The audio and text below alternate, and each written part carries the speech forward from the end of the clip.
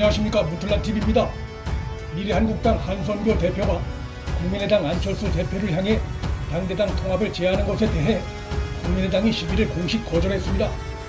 국민의당은 안 대표가 대구에서 의료자원 봉사를 하고 있어 정치적으로 누구를 만날 입장과 상황이 아니다라며 안 대표는 추후에도 만날 생각이 전혀 없다고 전했습니다.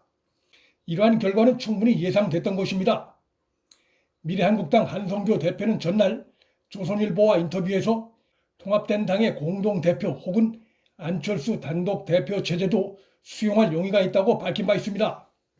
한선교 대표는 이 같은 제안을 한 배경에 대해 첫째, 문재인 정권의 무능과 폭정을 막아내기 위해 미래한국당과 국민의당이 하나로 뭉쳐야 한다는 것이고, 둘째, 안 대표가 정치적 미래를 감안해 큰 판으로 들어와야 한다는 것 등의 두 가지를 밝혔습니다.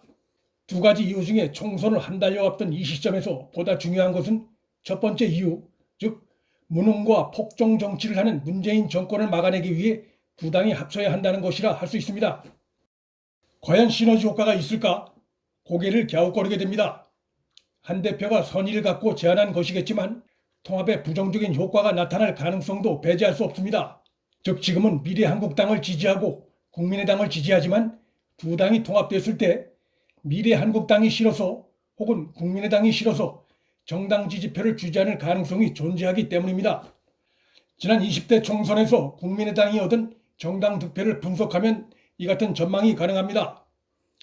지난 20대 총선에서 새누리당과 더민주, 국민의당이 얻은 지역구 득표는 920만 표 대 888만 표, 그리고 357만 표로 새누리당이 1위를 기록했으나 현행 선거구 획정이 지역 민수를 정확히 반영하지 못하는 관계로 인해 세 당이 지역구에서 얻은 의석수는 105석 대 110석 대 25석으로 나타난 바 있습니다.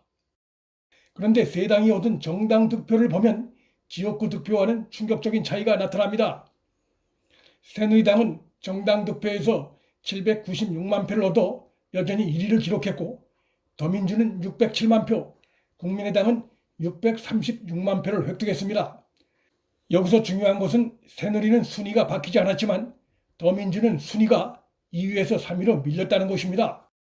이것을 좀 더 자세히 분석해 보면 더민주가 지역구에서 얻은 표가 888만 표, 정당 득표가 607만 표니까 더민주당 지역구 후보에 투표한 유권자 중에 281만 표는 다른 정당을 택한 것으로 볼 수 있습니다. 그런데 국민의당은 반대로 지역구에서 얻은 표가 357만 표, 정당 득표가 636만 표로 정당 득표 수가 지역구 득표수보다 279만 표가 많았습니다. 281만 표와 279만 표의 차이는 불과 2만 표입니다. 더민주당이 정당 투표에서 잃은 표 대부분이 국민의당이 정당 투표에서 더 얻은 279만 표로 흡수된 것일까? 이것은 단정적으로 결론을 내릴 수 없습니다.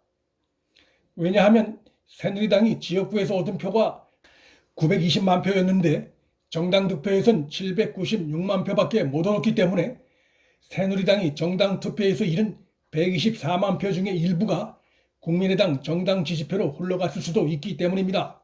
따라서 새누리당이 정당 투표에서 잃은 표가 124만 표, 더민주가 잃은 표가 281만 표라는 점을 놓고 조심스럽게 분석을 한다면 지난 20대 총선 당시 국민의당의 정당 지지 득표는 더민주당 지지층에서 상대적으로 많이 오고 새누리당 지지층에서도 상대적으로 적게 유입된 것으로 볼 수 있습니다.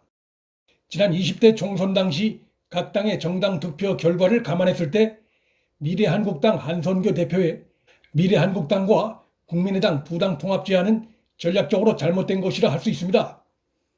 민주당 지지표를 가장 많이 잠식할 수 있는 정당은 현실적으로 국민의당이 가장 유력하다 할 수 있는데 국민의당이 미래한국당과 통합하게 되면 민주당에서 이탈할 표가 정의당 등 다른 곳으로 흘러갈 수도 있고, 반대로 미래한국당이 올 수 있는 정당 지지표 중의 일부가 안철수에 대한 거부감으로 국민의당과 통합에 반대해 이탈할 가능성도 배제할 수 없기 때문입니다. 이번 총선은 국민의당이 지역구 후보를 내지 않음으로써 미래통합당과 선거연대가 이루어진 것이나 다름없습니다. 남은 정당 지지투표에서 미래통합당과 국민의당 유권자층이 완벽하게 통합할 수 있는 상황이 아니라면 민주당 행도, 미래통합당 행도 망설이는 유권자들을 국민의당이 흡수하는 것도 반문재인 연대와 문재인 정권 심판에 차선의 효과를 낼 수 있다는 예상도 현실적으로 가능한 상황입니다. 더욱이 민주당과 정의당이 비례연합당 창당을 놓고 완전히 갈라져 이번 선거에서 사실상 제로섬 게임이 가까운 혈투를 벌이게 된 상황이기 때문에 이들로부터 떨어져 나온 표를 미래한국당과 국민의당이 역할을 분담해 함께 흡수하는 것도 범우파 진영의 지지를 넓히는 효과적인 방법이 될 수 있는 상황입니다. 문틀란TV 여기서 마칩니다. 구독과 좋아요, 알림 설정, 방송 공유는 방송 제작에 큰 힘이 됩니다. 시청해 주셔서 감사합니다.